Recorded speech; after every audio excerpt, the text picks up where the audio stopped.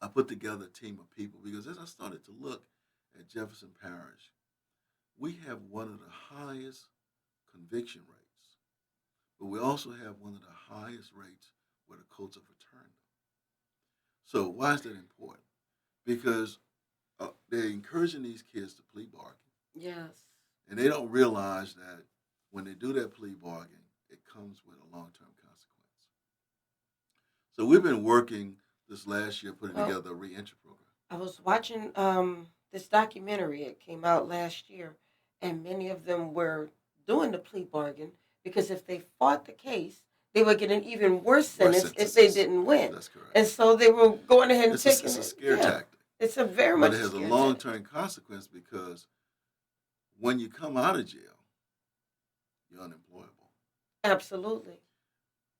Uh, if your family has any subsidy with housing, you can't stay there. Now that has changed because HUD did a pilot program here in New Orleans with Hano, whereby they set up this committee that reviews the felon and can screen that felon and allow that felon to have an opportunity to live with a family member. Because what happens is that if you're unemployed, you can't get a job, Hmm.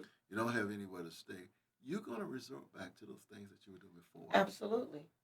So in this reentry program, our reentry program that we're trying to get done, we're going to teach felons how to be entrepreneurs. Imagine it, felons hiring felons. I got an associate of mine who was a contractor. He spent 20 years in Angola. Couldn't find a job.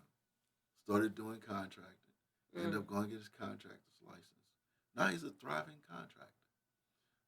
Kid came out of Angola, um, couldn't find a job. He started a t-shirt printing company. Hmm. Now his t-shirt printing company has grown into a computer repair company. And let's give it a little bit of context.